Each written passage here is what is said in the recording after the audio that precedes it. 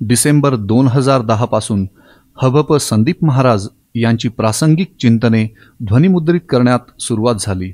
जणू एक नवे भांडार उघडले गेले आणि अनमोल वस्तू मोल न देता सर्वांना विनासायास मिळण्यास सुरुवात झाली.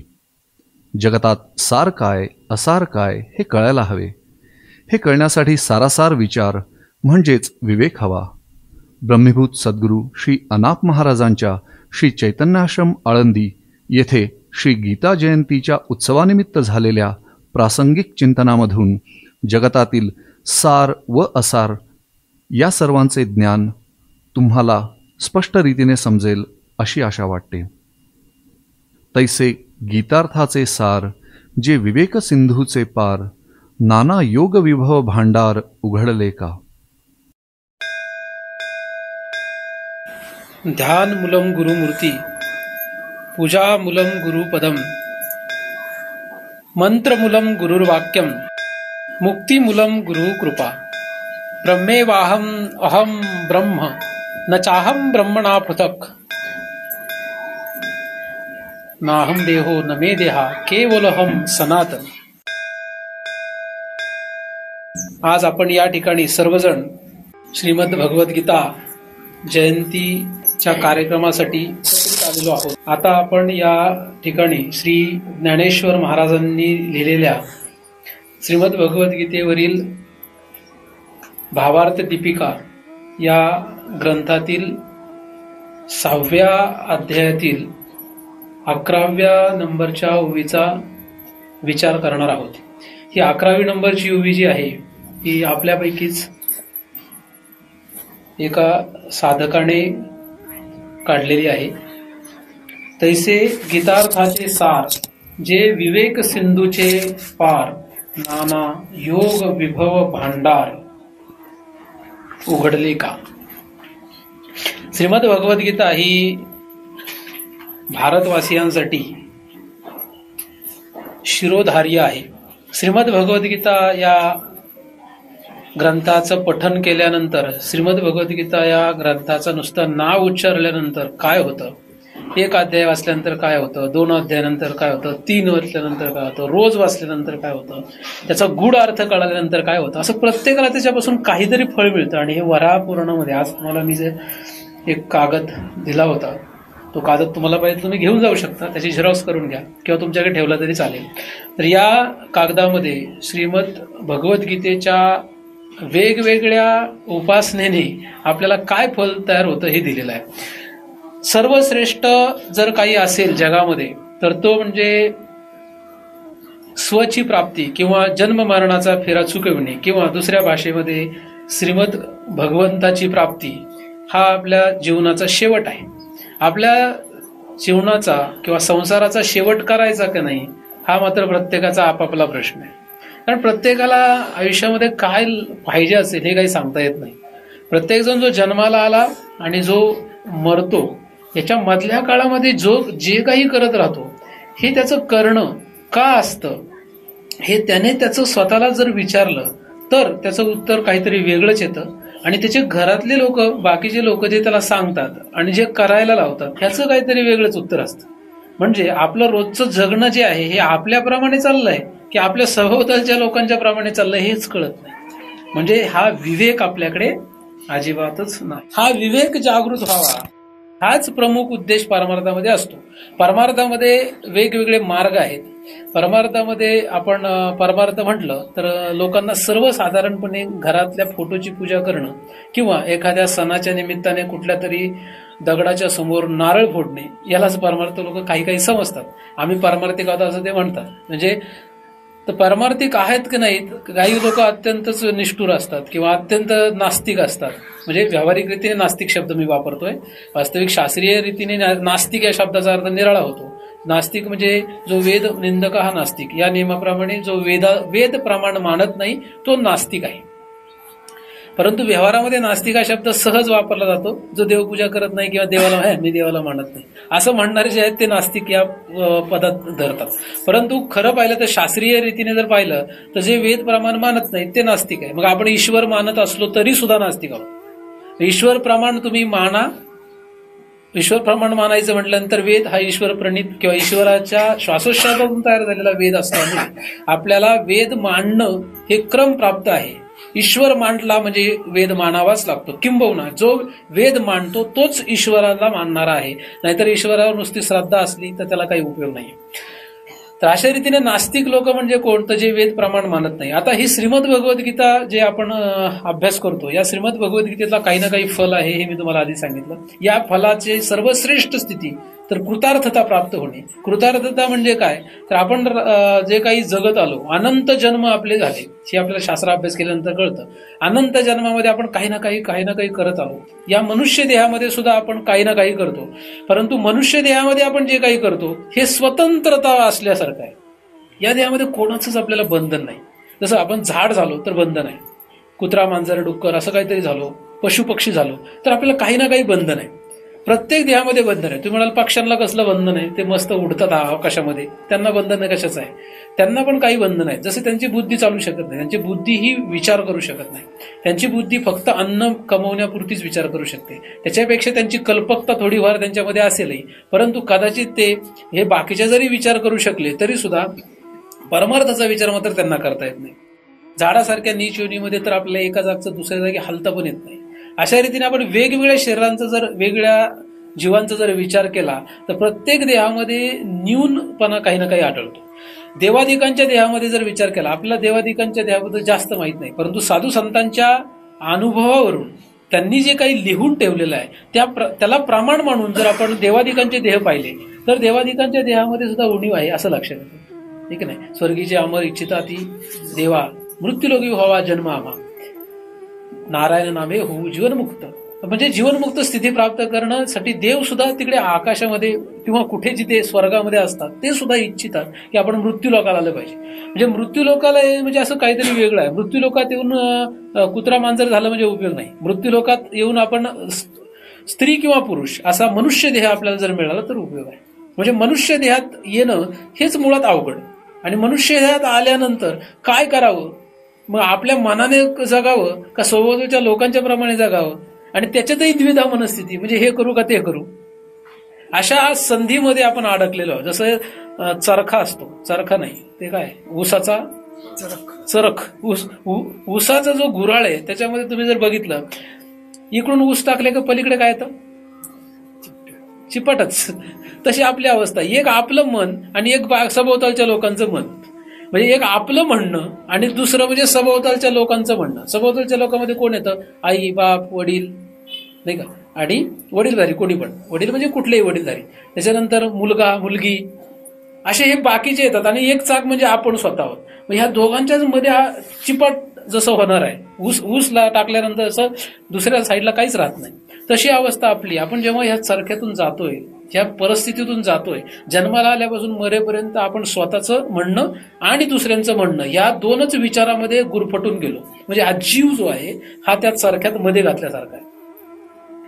काय करावं हे कोणी सांगत नाही, काय करायला पाहिजे हे कोणी आपल्याला शिकवलेलं नाही. घरदारातल्या कुठल्याही व्यक्तीने, म्हणजे जन्माला आल्यापासून जे आई वडील किंवा भाऊ बहीण सभोवतालचे नातलग यांनी आपल्याला काही शिकवलं नाही की तुम्ही नाहीतर जन्माला आला आणि पाळण्यात लगेच श्रीमद भगवद्गीता अर्पण केली, हे घे बक्षीस. त्याच्याऐवजी सोन्याची किंवा चांदीची चेन कमरेला अटकवलेली पाहिली असेल, ठीक नाही. जन्माला आलेल्या मुलाला म्हणू का, जन्माला आलेल्या मुलाला कमरेला काय अडकवतात, आता पद्धत आहे का नाही माहित नाही, पण चांदीची चेन अडकवतात. आजकाल लोक श्रीमंत असल्यामुळे सोन्याची पण अडकू शकतात, किंवा सोन्याचा बदाम त्याच्या गळ्यात घालतात, किंवा त्याला बसत नाही अंगठी सोन्याची. जन्माला आलेल्या मुलाला हे देतात. जन्माला आलेल्या मुलाला कुणी श्रीमद भगवद्गीता बक्षीस दिली का, तू हे लेणं घे असं कोणी म्हटलंय का नाही, बरं तुम्ही तरी म्हणाल का नाही, हे पटत नाही. श्रीमद भगवद्गीता हे रत्न आहे. म्हणजे हे श्रीमद भगवद्गीतेसारखं जर आपण लेणं त्या मुलाला दिलं तर काय फरक पडतोय. तुम्ही म्हणाल त्याला कुठं कळणार आहे, त्याला सोनं कळतं का, मग त्याला जर सोनं कळत नाही तर श्रीमद भगवद्गीता नाही कळले तर काय हरकत आहे. जन्माला आले की त्याला माळ घालावी. बरं तुम्ही म्हणाल तुळशी माळ घालायची काय गरज आहे, वारकरी संप्रदायाचं तुम्ही उदोदो करायला लागले. नाही, वारकरी संप्रदाय, मी वारकरी संप्रदायाचं म्हटलं, मला वारकरी संप्रदायाचा उदोदो करणं अपेक्षित आहे, ठीक नाही. माळ काय घालायची त्याला कारण आहे, आता वेगळा अभ्यास सांगायला नको, कारण तो विषय आपला अवांतर होईल म्हणून. परंतु जन्माला आलेल्या मुलाला डोळे झाकून माळ घालायची दुसरी गोष्ट, त्याच्या डोक्याजवळ त्याच्या बाजूला ज्ञानेश्वरी ठेवायची किंवा श्रीमद भगवद्गीता ठेवायची. हे पहिलं कर्तव्य आपलं लक्षात घ्यायचं. आणि पाळणा म्हणायला बाकीच्या अशा लोकांना बोलवायचं की ज्यांना मदालसेचा पाळणा येतो. बाकीच्यांना अजिबात फिरकू द्यायचं नाही. मदालसेचा पाळणा ज्यांना म्हणता येतो त्याच स्त्रियांना प्रवेश द्यायचा, त्यांना जेवण घालायचं. 8 दिवसाचं जेवण दिलं तरी चालतं. त्यांना दक्षिणा द्यायची, ब्राह्मण दक्षिणा म्हणून. पण मदालसे तुम्हाला येतो कोणाला मदालसेचा पाळणा? जर मदालसेचा पाळणा येत नसेल तर अजिबात येऊ द्यायचं नाही.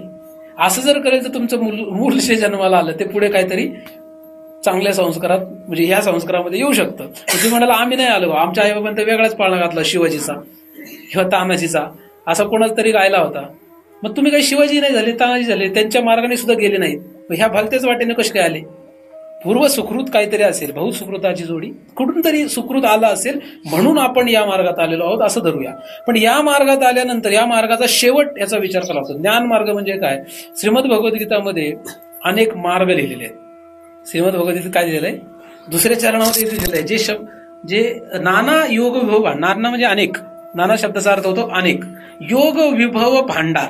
पहिल्या चरणाचा अर्थ थोडा नंतर सांगतो, आधी दुसऱ्या चरणाचा पूर्वार्ध. नाना योग विभव भांडार उघडले का. नाना म्हणजे अनेक, योग विभव भांडार. भांडार म्हणजे जसं आपल्याला भांडार कुठलं माहितीये? भांडार म्हणजे आपण जे गरजेच्या रोजच्या वस्तू जिथून घेतो, हळद, मीठ, ह्याला पण भांडार म्हणतात, वस्तू भांडार आहे. तर त्या ठिकाणी जे मिळतं ते एक भांडार. आणि हे कुठलं भांडार आहे? हे योग विभव भांडार आहे. विभव म्हणजे वैभव्य म्हणजे विभव म्हणजे श्रेष्ठ. योग विभव. आता योग म्हणजे योग या शब्दाचा अर्थ होतो उपाय. योग या शब्दाचा अर्थ होतो उपाय. म्हणून प्रत्येक अध्यायाच्या शेवटी श्रीकृष्ण अर्जुन संवादे योगशास्त्री असा लिहिलेला आहे. ब्रह्मविद्याम योगशास्त्रे श्रीकृष्ण अर्जुन संवादे. योगशास्त्र म्हटलेलं आहे. योगशास्त्र म्हणजे प्रत्येकाला योग म्हटलं की लगेच पतंजली ऋषी, काय काय लोकांना ते पण माहित नाही पतंजली म्हणजे काय. योग म्हटलं की लगेच लोकांना आसन आणि असं काहीतरी दिसतं. असं योग या शब्दाचा एकदम हा काही एकदेशी अर्थ नाहीये. योग या शब्दाचा व्यापक अर्थ. योग शब्दाचा अनेक अर्थ होतात. योग म्हणजे जोड करणे, योग म्हणजे समत्व साधणे, अशा प्रकारे योग शब्दाचे अनेक अर्थ करतात. परंतु या ठिकाणी योग हा शब्द जो वापरलेला आहे हा उपाय या अर्थाने वापरलेला आहे. योग म्हणजे उपाय. किती उपाय आहेत? पहिला उपाय काय? योग विभव भांडार. हे भांडार आहे आपल्यासाठी. आपण रोज जसं नित्यनेमाने भांडारात जातो. तुम्ही महिन्याला जात असेल, काही लोक आठवड्याला जातात, काही लोक 6 महिन्याला जात असतील. पण भांडारात जाऊन काहीतरी वस्तू घेऊन येतात ना, मीठ, पाणी, सगळं गरजेच्या गोष्टी आणतात. का? कारण ते जर खाल्लं तरच आपण जगणार आहे.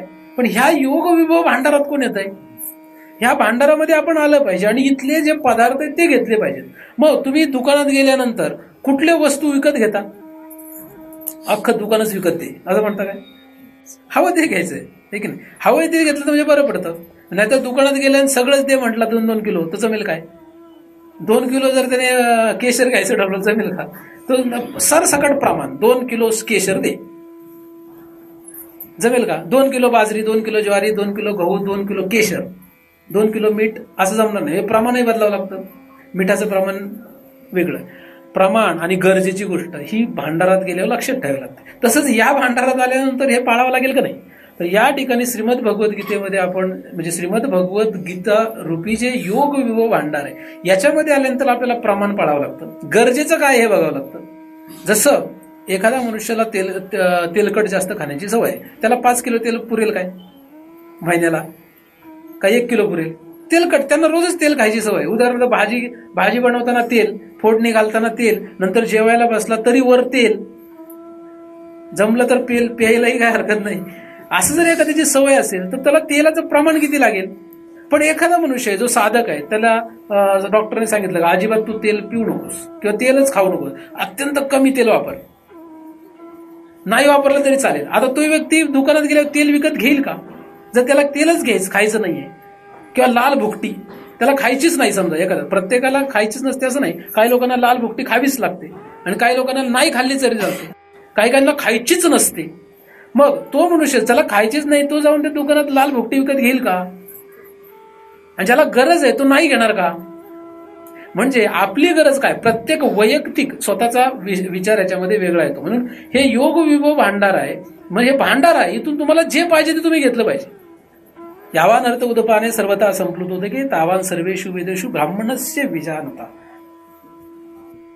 श्रीमद भगवद्गीतेतील या श्लोकावर श्री ज्ञानदेव महाराज म्हणतात, जरी वेदे बहुत बोलिले विविध भेद सुचिले, तरी आपण हित आपले तेच घेपे. याचाच अर्थ असा होतो की आपलं हित ज्याच्यामध्ये आहे तेच आपण घेतलं पाहिजे. तसं योग विभव भांडार म्हटल्यानंतर लोकांना वाटतं हे योग विभव भांडार आहे का नाही. पहिली गोष्ट मी सांगितलं की आपल्याला जे पाहिजे ते घ्यायचंय. म्हणजे याचा अर्थ याच्यामध्ये भरपूर काय आहे हे लक्षात येतं. काय काय आहे याचा आपण विचार करू. पहिल्या अध्यायामध्ये काय उपयोग नाही, नको दुसरा अध्याय घेऊन असं चालेल का. एखादा म्हटलं काय पहिल्या अध्यायाची काही गरजच नाही आपल्याला. काय लोक म्हणतात, बरेचसे पंडित लोकांचं असं असतं की ते म्हणतात की नाही पहिल्या अध्यायात काही सांगितलेलं नाही, काय उपयोग नाही आपल्याला, दुसरा अध्याय घेऊ डायरेक्ट. कारण सांख्ययोगापासून सुरुवात होते. सांख्ययोगाचा अर्थ, सांख्ययोग म्हणजे कुठल्या ऋषीने लिहिलं आहे, सांख्यशास्त्र कोणाचं आहे, कपिल मुनी. कपिल मुनींचे सांख्यशास्त्र आहे. आता ह्या ठिकाणी सांख्यशास्त्र आहे म्हणजे हे कुठलं सांख्यशास्त्र आहे. कारण श्रीमद भगवद्गीतेमध्ये कपिल मुनीचं शास्त्र कुठून आलं मध्येच, नाही का. म्हणजे व्यासांनी कपिल मुनींना फॉलो करायचं काय कारण आलं, असा प्रश्न पडू शकतो. तर या ठिकाणी सांख्ययोग हा जो दुसरा लिहिलेला आहे, सांख्ययोग म्हणजे सम आख्या, समचं आख्यान ज्या अध्यायात मांडलेलं आहे त्याला सांख्ययोग असं म्हणतात. सम आख्या.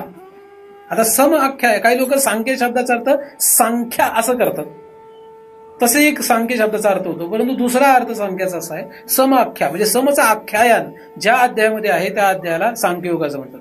आणि आपल्याला तो इष्ट आहे, व्यासांनी लिहिलेला ग्रंथ असल्यामुळे व्यासांनी समचं प्रतिपादन ज्या अध्यायामध्ये केलं त्या अध्यायाला सांख्ययोग असं म्हणतात. आणि म्हणून त्या अध्यायामध्ये लिहिलेलं आहे की अच्छेद्यो अयम दायो अयम क्लेद्यो अयशोष्य एवच है ना, नैनम छंदंती शस्त्राणी नम दहती पावका, हे सगळं समचं आख्यान आहे.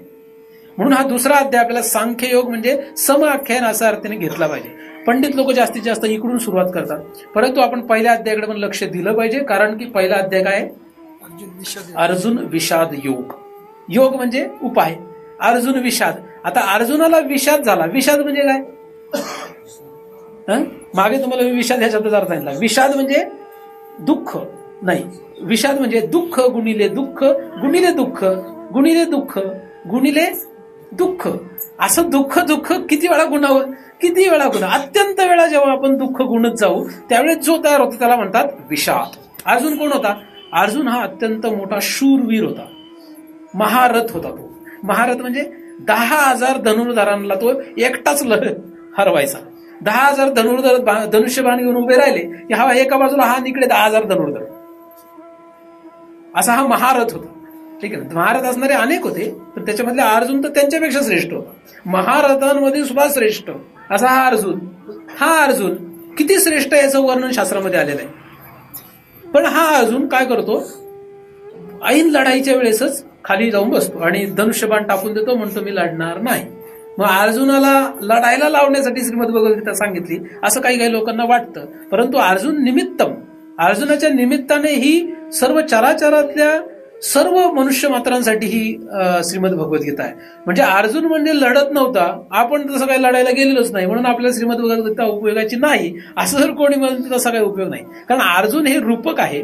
श्री भगवान याच्यामध्ये जे भगवान श्रीकृष्ण असं श्री भगवान असं लिहिलेलं आहे, ते श्री भगवान म्हणजे हे सुद्धा एक रूपक आहे. या दोन रूपकाच्या सहाय्याने श्री व्यास आपल्याशी बोलत आहे. व्यासांनी लिहिलेला हा ग्रंथ आहे हे लक्षात घेणं गरजेचं आहे. अर्जुन म्हणजे आपण आहोत, अर्जुन म्हणजे साधक आणि श्री भगवान म्हणजे श्रीगुरु. श्रीगुरु आणि साधक यांच्यातला हा संवाद आहे. त्यातला हा साधक असलेला अर्जुन, आता तो पांडव अर्जुन आहे का, हो पांडव अर्जुन आहे ठीक आहे, पण आता त्याची पांडवाची भूमिका प्रमुख नसून त्याची साधकाची भूमिका प्रमुख आहे. तो साधक या रीतीने आपण त्याच्याकडे बघूया, तो पांडव आहे या रीतीने आपण त्याच्याकडे पाहत नाहीये. पंडुपुत्र आहे म्हणून आता त्याच्याकडे पाहत नाही, तो साधक आहे म्हणून पाहतोय. आणि या साधकाला विषाद का झाला, तो जेव्हा रथातून खाली बसतो त्याची अवस्था काय आहे, तो मोहाने कवळलेला. मोह, आता मोहाने कवळलेल्या प्रत्येक व्यक्तीला हे सांगायला पाहिजे का, कारण श्रीमद भगवद्गीतेच्या शेवटी नष्टो मोह असं लिहिलेलं आहे. मग मोह नष्ट करण्यासाठी श्रीमद भगवद्गीता आहे असं जरी आपल्याला वरवर दिसत असलं तरी मोह कशामुळे तयार होतो, तर मोह अज्ञानजनित असतो. मोहाला कारण काय असतं, अज्ञान. अज्ञानाने मोह तयार होतो आणि श्रीमद भगवद्गीता ही मोहनाश, मोह हे कार्य झालं, अज्ञान हे कारण झालं. मग श्रीमद भगवद्गीता फक्त मोहनाश करते का अज्ञान नाश करते, तर श्रीमद भगवद्गीता ही अज्ञान नाश करणारी आहे. अज्ञान नाश केल्यामुळे तिचं जे कार्य मोह आहे किंवा शोक भय पुढे जे काही असेल अनेक कार्य ही सगळेच नाश पावतात. नष्ट मोह असं त्याने म्हटलं, त्याचं कारण सुरुवातीला तो मोहग्रस्त झाला असं आपल्याला ओव्यांवरून दिसतं. कारण जेणे संग्रामी हरू जिंतला, निवात कवचांचा ठाव फेडिला, तो अर्जुन मोहे कवळीला क्षणा माझी. तो मोहात कवळला गेलाय असं पहिल्या अध्यायात दिसतं, म्हणून म्हणजे विषाद योग दिसतो. म्हणून आता आपण असे मोहग्रस्त झालोय का, आपल्याला विषाद झालाय का? कारण मोह झाल्यानंतर पुढे विषाद तयार होतो. आपण मोहात आहोत हेच आपल्याला माहित नाही, आपण अज्ञानात आहोत हे त्याच्यापेक्षा पुढची गोष्ट आहे. पण पहिल्या अध्यायातून एक विषाद लक्षात यावा.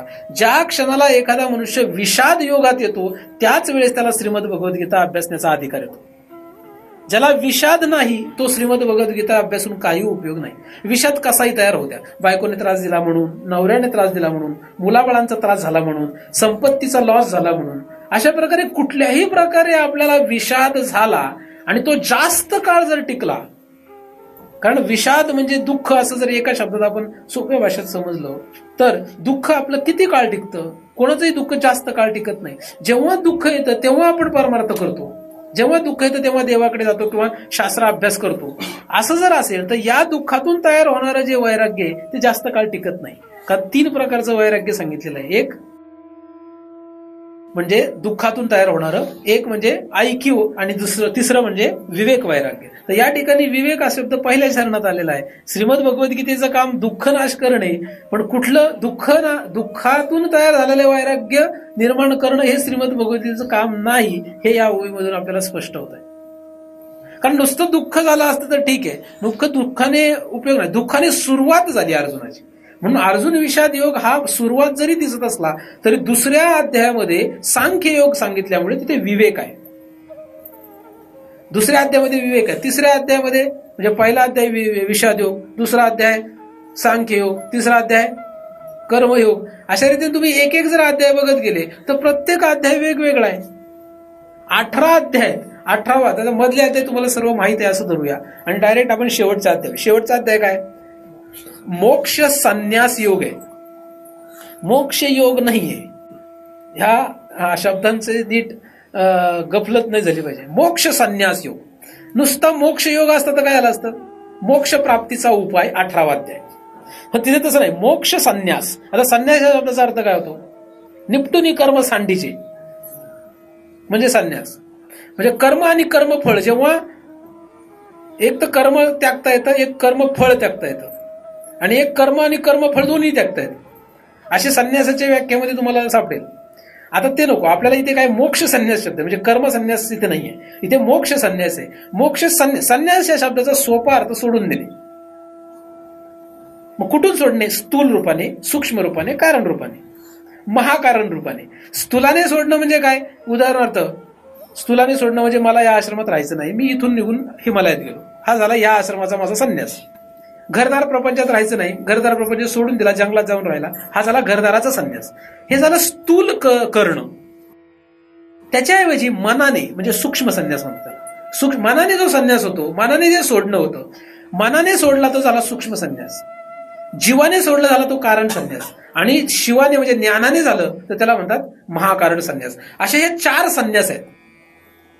हे 4 संन्यासाचे प्रकार आहेत, 4 रीतीने सोडता येतं.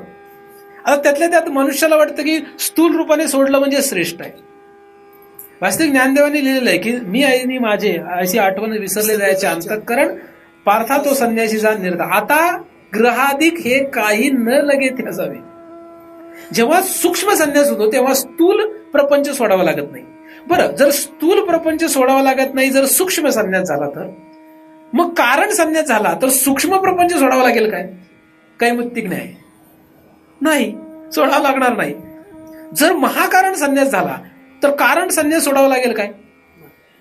म्हणजे जीव असतो, जीव दिसतो, तो जीव म्हणूनच तो राहतो, पण त्याचं काय मूळ कारण गेलेलं असतं. मग जीव जो राहतो तो बाधित अनावृत्तीने राहतो. आता या ठिकाणी जर त्याची मोक्ष प्राप्ती झाली, त्याला मोक्ष प्राप्ती असं जर म्हटलं म्हणजे अज्ञान नाश करणे ही जर मोक्ष प्राप्ती धरली, कारण वेदांत मार्गामध्ये काय की अज्ञानाचा नाश करणे ही मोक्ष प्राप्ती आहे. कारण अज्ञान नाशाने तत्कार्य जात असतं. आणि अज्ञान नाशाने जन्म मरणाचा फेरा जात असतो.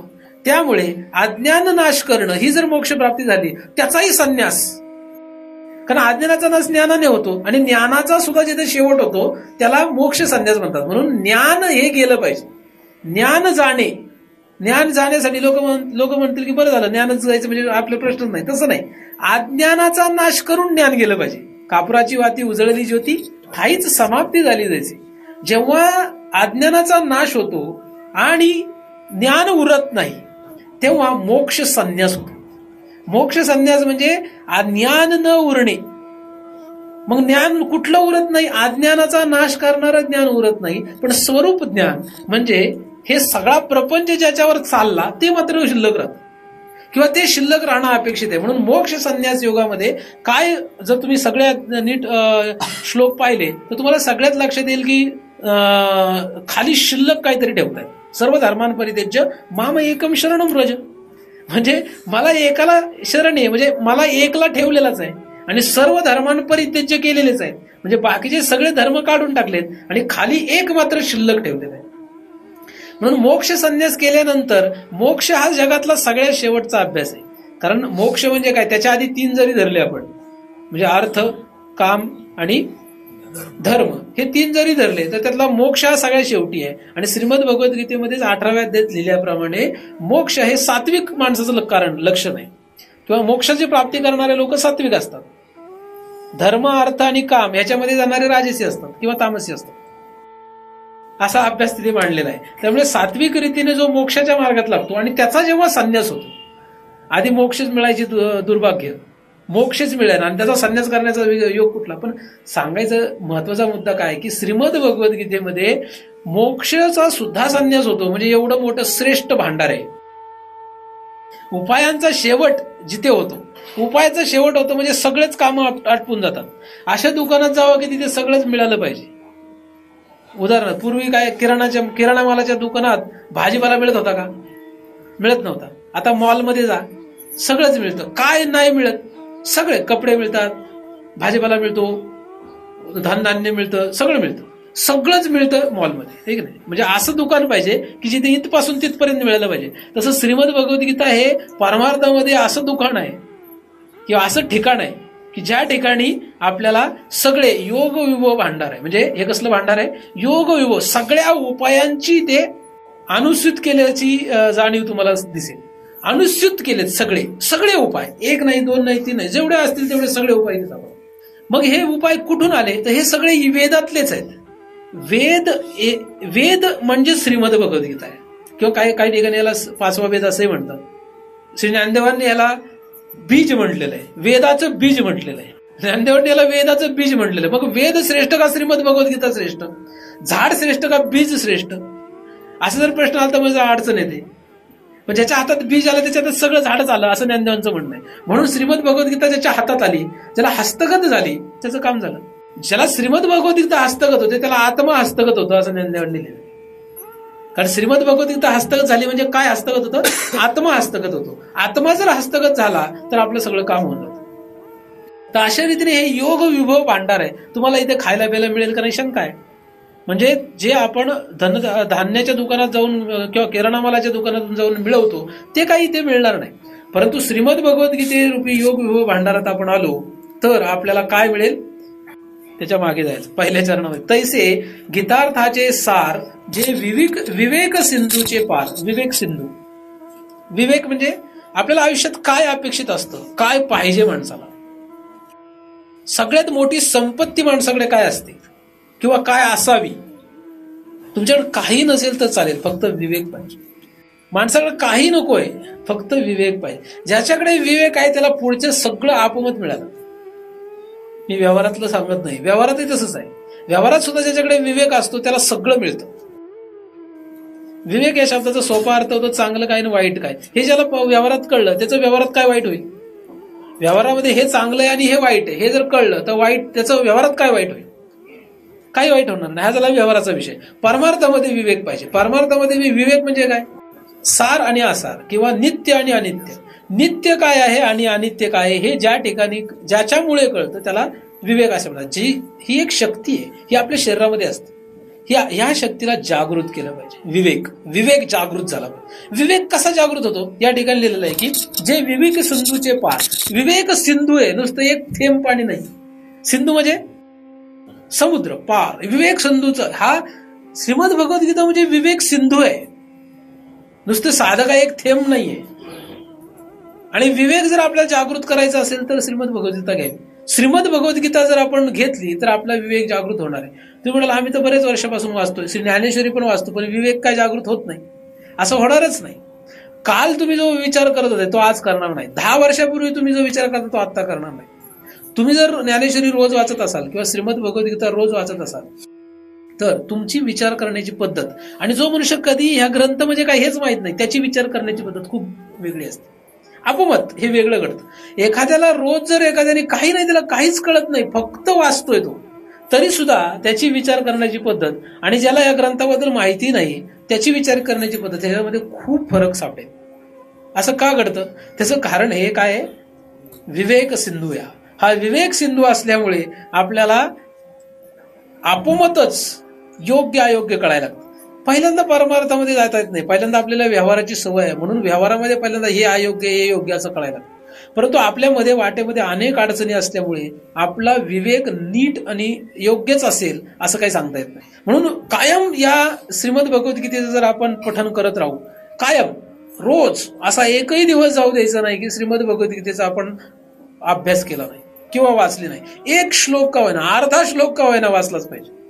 रोज आपण एक श्लोक, अर्धा श्लोक किंवा अख्खी श्रीमद भगवद्गीता किंवा एक अध्याय किंवा 2 अध्याय जसं जमेल तसं, पण श्रीमद भगवद्गीतेवर डोकं ठेवलं नाही, असा दिवस जाऊ द्यायचा नाही. असं जर तुम्ही कराल तर आपोमत विवेक सिंधू रूपी हा ग्रंथ असल्यामुळे या ग्रंथामधून विवेक आपला जागृत होईल. विवेक जागृत होत असतो. विवेक काही बाजारातून विकत मिळतो तसा विकत मिळत नाही. विवेक ही जागृत होणारी गोष्ट आहे, उद्भूत होणारी गोष्ट आहे.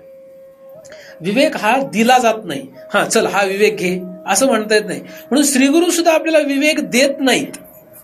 विवेक जागृत केला जातो. विवेक कधीही कोणालाही देता येत नाही. श्रीगुरु सेवेने, शास्त्र सेवेने, ईश्वर सेवेने अशा रीतीने आपण 3 प्रकारे जर सेवा करत राहिलो तर आपल्याला विवेक हा जागृत होत असतो, उद्भूत होत असतो.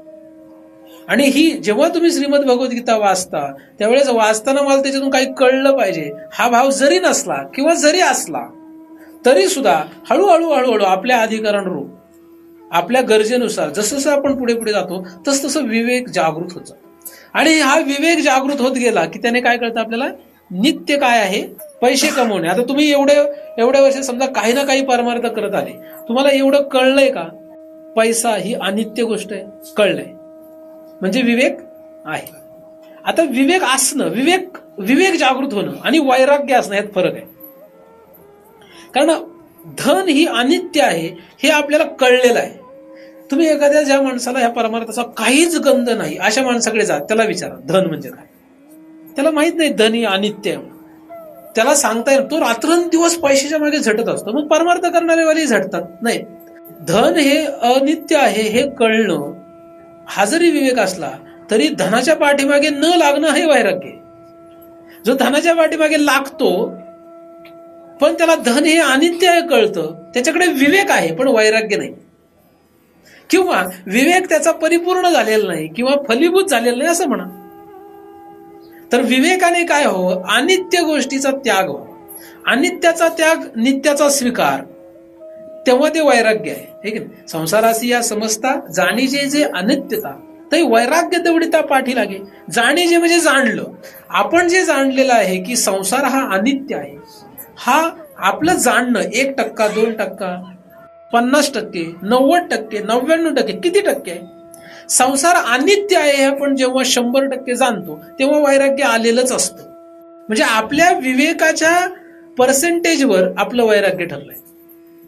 म्हणजे विवेक हा काही एकदम 100% कोणामध्ये उतरणार नाही. हळूहळू तो वाढत जातो. जसं जसं तुम्ही शास्त्र सेवा, सद्गुरू सेवा करत जाता तसं विवेक हा क्रमाने वाढत जातो.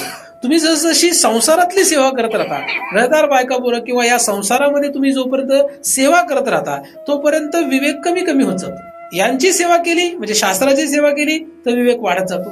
घरदार बायका पोरांची सेवा केली तर विवेक कमी होत जातो. मग चुकीच्या गोष्टीला आपण बरोबर म्हणायला लागतो. म्हणून शास्त्र सेवा आणि सद्गुरू सेवा सोडावी नाही लागत. शास्त्र सेवा आणि सद्गुरू सेवा जो काही करत राहील त्याला काय होईल, गीतार्थाचं सार लक्षात येईल.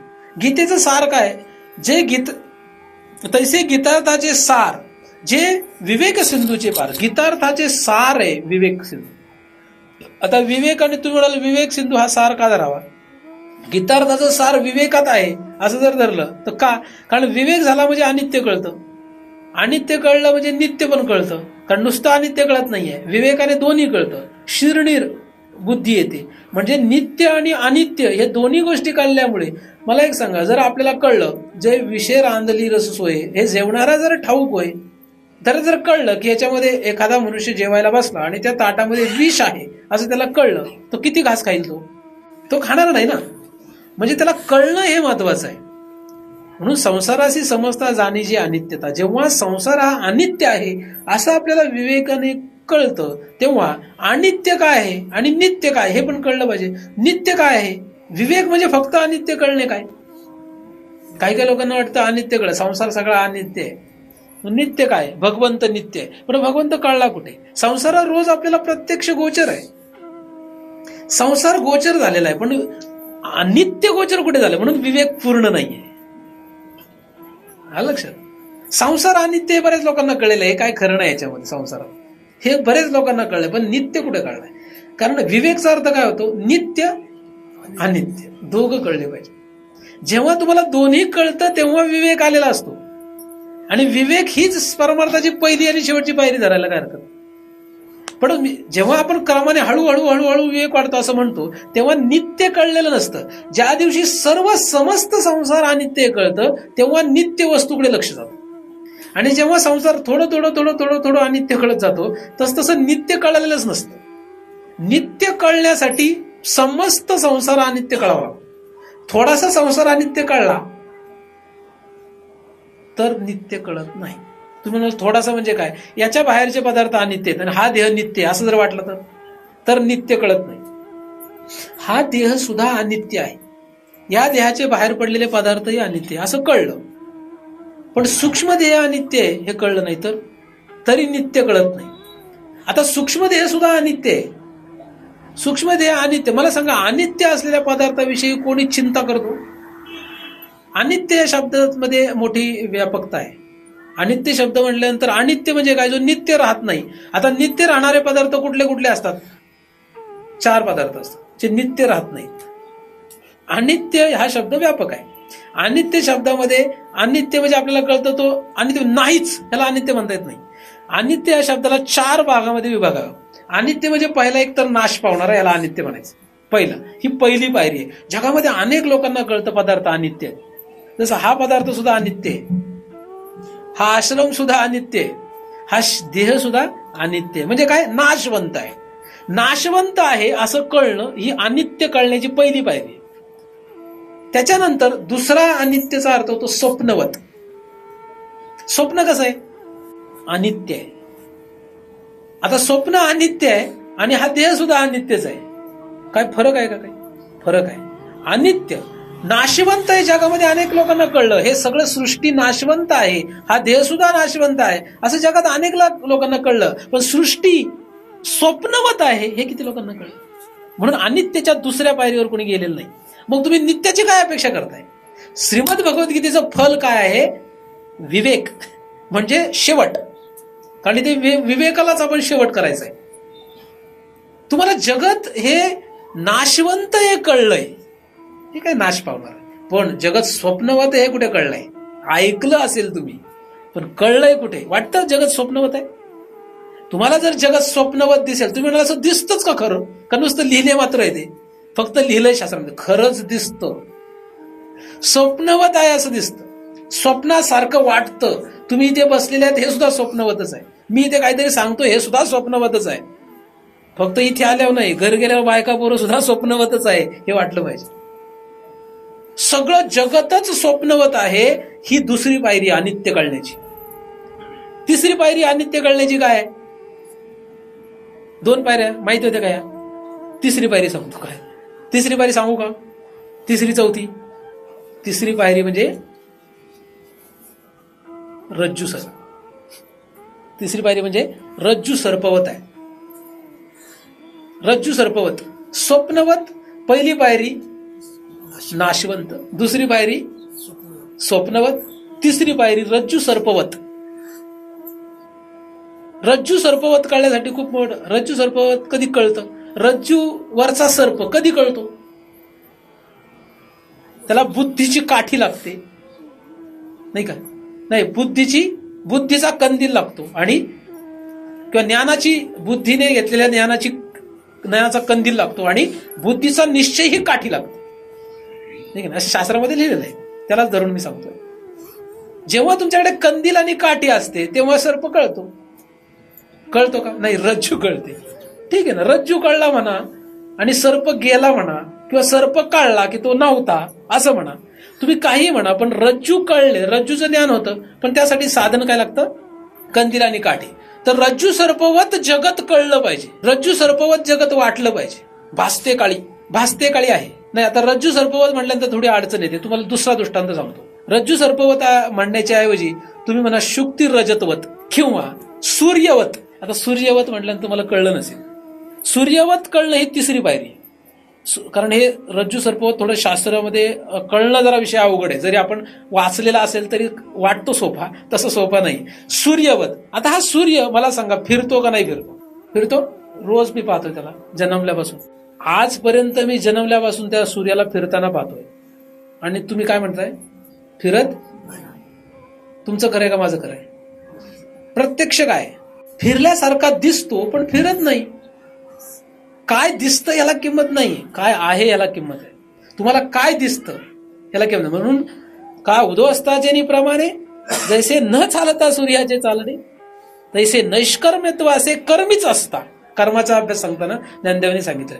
ही जी स्थिती, आता हे कर्माचा विषय झाला, परंतु जगत सुद्धा जसं सूर्य फिरत नाही, हे फिरत असतानाच तो ठाम निश्चयावर असतो, त्याला म्हणतात रज्जू सर्पवत जगत किंवा सूर्यवत जगत. ही तिसरी पायरी. म्हणजे तो देहधारी असतो, देहात असतो, देहाचे सगळे धर्म त्याचे होतात, या सगळ्या धर्मांमध्ये तो असतो आणि तरी सुद्धा तो म्हणत असतो मी अभोक्ता आहे, मी अकर्ता आहे. ना अहम मनुष्य न च देव यक्ष न ब्राह्मण क्षत्रिय वैश्य शूद्रा.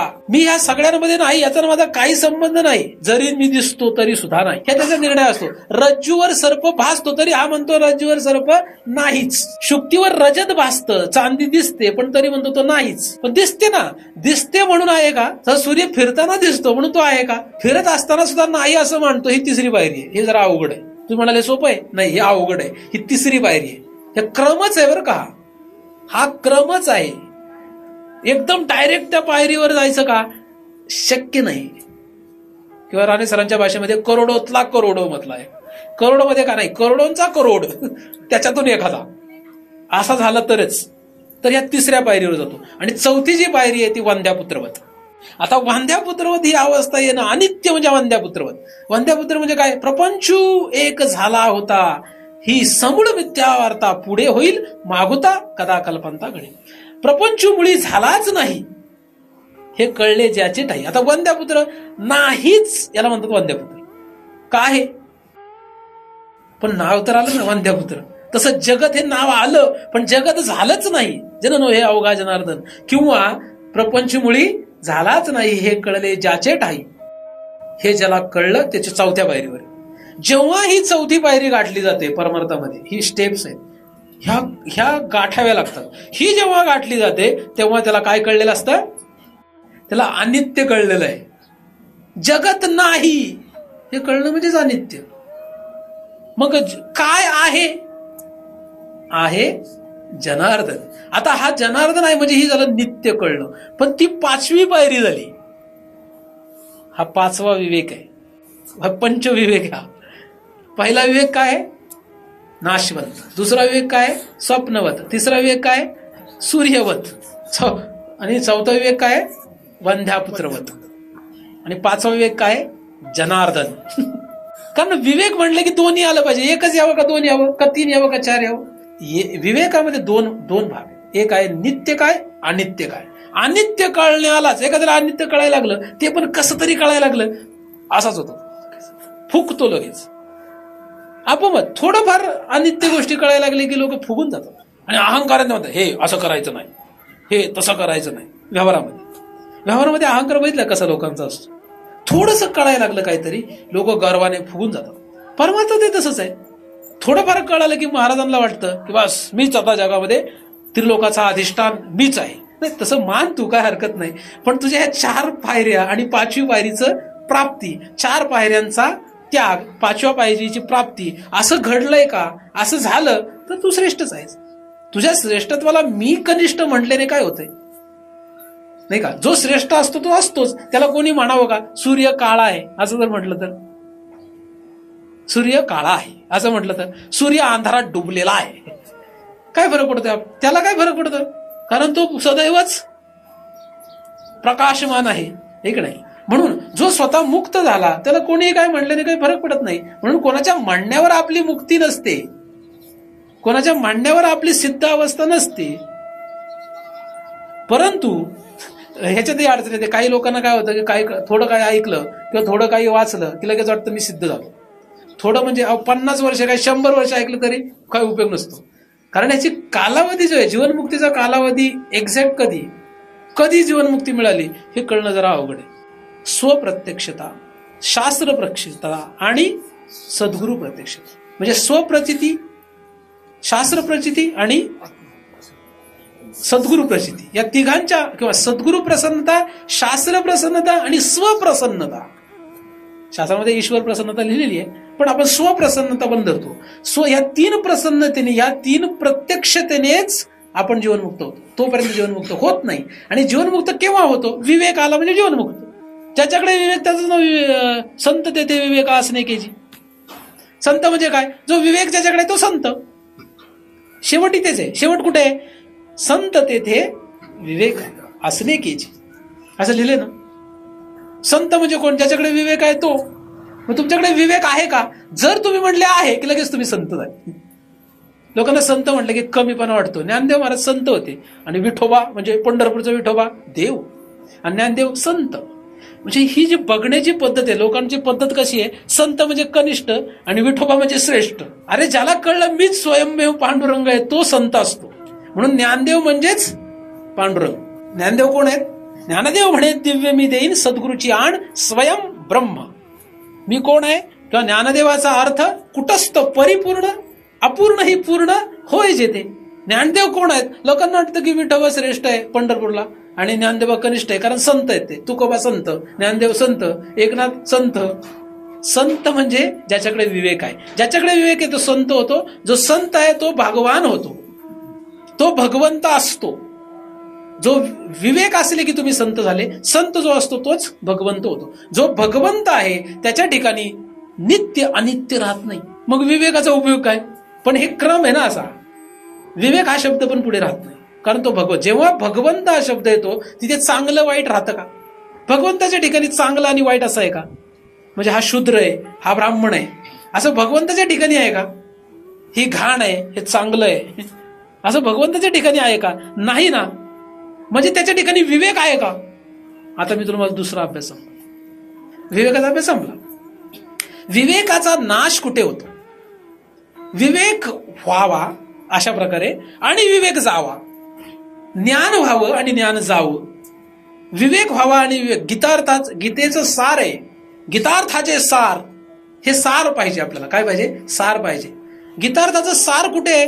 विवेक सुद्धा गेला म्हणजे ज्ञान सुद्धा गेलं. कारण विवेक म्हणजेच ज्ञान. विरक्ती विना ज्ञानाशी तकनेच नाही आणि ज्ञानाशी तक धरायची गरजच नाही कारण ज्ञानच संपून जातंय. पण त्या ज्ञानाशी सुरुवातीला तक धरावी लागते कारण की सुरुवातीला आपल्याकडे अज्ञान असतं. पण विवेकाचा शेवट केव्हा होतो? जेव्हा कळतं की नित्य अनित्य भगवंताच्या ठिकाणी राहत नाही. हीच 4थी पायरी आहे विवेकामध्ये दिसते. आपल्याला हे लक्षात घेतलं पाहिजे की विवेक अशा प्रकारे जर झाला तर पुढे जाऊन कळतं की भगवंताच्या ठिकाणी चांगलं आणि वाईट काही नसतं. भगवंताच्या ठिकाणी स्त्री पुरुषाचा भेद नाही. भगवंताच्या ठिकाणी हे वाईट हे चांगलं असे कुठलाही द्वंद्व ज्या ठिकाणी राहत नाही तेच भगवंत ठिकाणी. मग विवेकात तर काय सांगितलंय? विवेकात तर सांगितलं हे चांगलं नाही वाईट, हे नित्य नाही अनित्य. अरे पण नित्य अनित्य आहे कुठे? जिथे नित्य अनित्य नाही त्यालाच भगवंत म्हणतात. आपल्यासाठी नित्य अनित्य. मग श्रीमद भगवद्गीतेचा सार काय? विवेक जागृत होणे किंवा विवेक होणे असं जरी दिसत असला तरी सार मात्र काय आहे? सार मात्र विवेकाचा शेवट होणे म्हणजे नित्य अनित्य नसणे. आहे का नाही? नित्य अनित्य नसणे ही स्थिती शेवट आहे. नित्य अनित्य आता आहेच, आपल्याला आता आहे, पण शेवट कुठे आहे? नित्य नाही ना अनित्य नाही. कुठलं नित्य ना कुठलं अनित्य? कुठलं पाप आणि पुण्य? पाप पुण्य लागो निधी अंगा. पाप पुण्यच नाही. काय नाही? पाप पुण्यच नाही. हा विवेक श्रेष्ठ आहे. आता हा पण विवेकच झाला. पाप पुण्यच नाही, नित्य अनित्यच नाही, चांगलं आणि वाईट. आता हे चांगलं आहे, विश्वपण जावे मग माते खेळावे, असं करावं का? हा झाला विवेक. विश्वपण जावे मग माते घेयावे, ऐसा नोहे. हे सार आहे. सार कशात आहे? गीतार्थाचे. गीतार्थाचे सार. विश्वपण जावे मग माते घ्यावे, ऐसा नोहे आघवे सकट चिमी. अशी स्थिती हे गीतार्थाचं सार आहे. म्हणून विवेक जरी लिहिला असला, आपल्याला काय पाहिजे? आपल्याकडे संपत्ती असली तर विवेक असावी, नाहीतर काहीच नसावं. असलं तर विवेक असा. विवेक कशाने येईल? हा झाला क्रम. गीतार्थाचं सार, विवेक. विवेक म्हणजे 4 भाग. याच्यामध्ये हे कसं मिळतं? तर 3 प्रकाराने सेवा करावी लागते. सगळ्यात सुरुवातीला ईश्वर सेवा. ईश्वर सेवा म्हणजे काय? दगड धोंड्याची कशाचीही पूजा करा, पाषाणाची करा, प्रतिमेची करा, कशाचीही करा, ही ईश्वर सेवाच आहे. झाडाची करा, झुडपाची करा, कुदळीची करा, फावड्याची करा, ही सगळी ईश्वर सेवाच. दुसरी ह्याच्यातून जो पार पडतो, ह्याची प्रसन्नता लागली की त्याला दुसरी सेवा करायचा अधिकार येतो, ती म्हणजे शास्त्र सेवा. त्याला शास्त्र वाचावं वाटतं, योग्य शास्त्र हाती लागले, त्याची सेवा घडत गेली की मग त्याला सद्गुरू सेवेचा अधिकार येतो. आणि मग सद्गुरूची सेवा केली, इथपर्यंत पोहोचत नाहीत लोक, पण जर समजा पोहोचला आणि त्या सेवेतून जो पार पडला तर ते विवेक जागृत होतो. विवेक ही जागृत होणारी गोष्ट आहे. विवेक काही द्यायची गोष्ट नाही. महाराज द्या की 1 किलो विवेक, असलं काय आहे का? जागृत होतो. जागृत झालेला कळतो कोणाला? ज्याचं त्याला कळतो. आणि तो महाराजांकडून चेक करून घेतलं तर चांगलंच आहे, शास्त्राकडून चेक करून घेतलं तर अजून चांगलं आहे. शास्त्र सद्गुरू यांच्याकडून आपल्यामध्ये उद्भूत झालेला विवेक आपण तपासून घेतला. तपासायची काय? मी तुम्हाला 4 पायऱ्या सांगितल्या. ह्या 4 पायऱ्यावर तुम्ही आले का बघा. जगत तुम्हाला नाशिवंत वाटलं का? पक्क. नंतर स्वप्नवत, नंतर असं क्रमाने वाटलं का? आणि विवेक गेला का? गेला तर विषय संपला. तर अशा रीतीने आपण गीतार्थाच्या सारावर यावं. आणि गीतार्थाचं मग हे सगळं किती गोष्टी सांगितल्या तुम्हाला. ह्या सगळ्या गोष्टी कुठे आहेत? इथे आहेत, ह्या श्रीमद भगवद्गीतेमध्ये आहे. म्हणून श्रीमद भगवद्गीता ही भारतवासियांसाठी काय? शिरोधारी आहे. म्हणजे एक दिवस पाणी नाही पिलं तरी पण श्रीमद भगवद्गीता अर्धा श्लोक का होईना वाचलाच पाहिजे. आणि जर वाचत नसाल तर तुमच्या अंगाला काडी लावली पाहिजे. मरण्याच्या आधीच काही उपयोग नाही. म्हणून रोज श्रीमद भगवद्गीता वाचा. रोज श्रीमद भगवद्गीता वाचा. क्रमाने तुम्हाला या इथपर्यंत येता येईल, ज्याचा जसा अधिकार असेल त्याप्रमाणे. कारण प्रत्येकाला एकदमच इथपर्यंत जाता येईल असं नाही. त्यामुळे प्रत्येकाने सुरुवात करा. रोज उठल्यानंतर आंघोळ केली नाही केली तरी चालेल, उठल्या वाचली तरी चालेल, आणि झोपण्याच्या आधी एकदा असा 1 श्लोक तरी कमीत कमी वाचावा. आणि मग पुढे आपोआप हळूहळू प्रगती होत होत आपला विवेक जागृत होईल. विवेक जागृत झाला तर विवेक पुढे जाऊन नाशही पावेल. अशा रीतीने तैसे गीतार्थाचे सार, जे विवेक सिंधूचे पार, नाना योग विभव भांडार उघडले का? उघडलेले आहे. उघडले का असं म्हणताना 2 अर्थ तयार होतात. का म्हणजे प्रश्नचिन्ह होतो, आणि का म्हणजे अरे उघडलेलंच आहे असं होतं. का शब्दाचा? अरे उघडले ना असं म्हणणं. आपलं दुकान कधी उघडतं? किराणा मालाचं 10:30ला. हे का नाही? हे कधी उघडतं? सकाळी आंघोळ केल्यावर. म्हणून म्हटलं आंघोळ नाही केली तरी चालते. कारण काही लोक हट्ट करून बसतात, आंघोळच केली पाहिजे, सोवळच घातलं पाहिजे, जानवं पण घातलंच पाहिजे, शेंडी पण ठेवलीच पाहिजे, आणि मगच गीता वाचली पाहिजे. अजिबात असं नाहीये. हे कुठले नियम कोणी पाळू नका. शक्यतो शुचित्व ठेवलं चांगलं असतं. ते स्वच्छता असली म्हणजे नीटनेट करा. नाहीतर एकदम घाणीत जाऊन बसला तुमचा तोटा आहे, तुम्हाला जमणार नाही ते. नाहीतर स्मशानात वाचलं तरी काय फरक नाही पडत. स्मशानी तशी पाहिलं तर वाईट जागा आहे ना. पण आता तुम्हाला अभ्यासच करायचा, तुम्हाला घरच्यांनी लाताच घातल्या तर जागा कुठे राहते आपल्याला? तिथे केलं तरी चालतंय, काही हरकत नाही. परंतु हेतू मात्र त्याचा काय पाहिजे? हाच पाहिजे. जर हा हेतू आपण ठेवला तर हे उघड आहे. एका जनार्दनी मांडिले दुकान. हे दुकान आहे. कसलं दुकान आहे? देतो मोलाविन वस्तू. फुकट लोकांना आवडत नाही. फुकट द्यायला लागलं तर लोक घेत नाही. एका जनार्दनाचं दुकान कसलं? हे फुकट आहे का नाही, का विकत आहे? घेतील का लोक? घेतात का? चालतं ना, लोकांचं काय करायचं आपल्याला? आपण घ्यावं का नाही घ्यावं? आपण ठरवा, आपण घ्यावं का नाही. लोकांनी नाही घेतलं तरी चालेल, पण आपण मात्र हे दुकानातून वस्तू घेतलीच पाहिजे. साने गुरुजींचं एक उदाहरण सांगतो. साने गुरुजी नावाचे एक व्यक्ती, तुम्हाला माहिती आहे का? सगळ्यांना माहिती आहे साने गुरुजी. साने गुरुजी कसे वारले माहितीये का? कसे वारले? आत्महत्या केली त्यांनी. का केली माहितीये? त्यांनी पण दुकान मांडलं होतं. दुर्दैवी गोष्ट ही. साने गुरुजीने, हा अप्रस्तुत विषय तुम्हाला वाटेल, पण दृष्टांत म्हणून सांगतोय, सिद्धांत म्हणून नव्हे, दृष्टांत म्हणून हा मी सांगतोय विषय. त्यांनी काय केलं, एक दुकान मांडलं. त्या दुकानावर एक बोर्ड लावला, ज्याला जी वस्तू पाहिजे त्यांनी इथे येऊन घ्यावी, हाताने, स्वतःच्या हाताने. आणि त्या वस्तू त्याची किंमत आहे किंवा तिथे लिहिलेलं आहे 1 किलो किती रुपयाला असं लिहिलेलं आहे. पैसे द्यायचे, गल्ल्यात टाकायचे. सुट्टे पैसे नसतील, बंदे टाकायचे, सुट्टे मोजून घ्यायचे आणि जायचं आपापल्या घरी. दुकानात कोणी गडी नाही, दुकानात कोणी मॅनेजर नाही, दुकानात कोणी मालक नाही. तसे मालक साने गुरुजी, पण तिथे नाहीत ते. लोक यायचे, वस्तू घ्यायचे, पैसे द्यायचे आणि घरी जायचे. असे लोक करतील? लोक एवढे बेकार आहेत, इतके जगत विचित्र आहे. म्हणजे दृष्टांत म्हणून सांगतोय, लक्षात. सगळा माल संपला, गल्ल्यात पैसे पण नाही. लोकांनी माला सकट पैसे घेऊन गेले.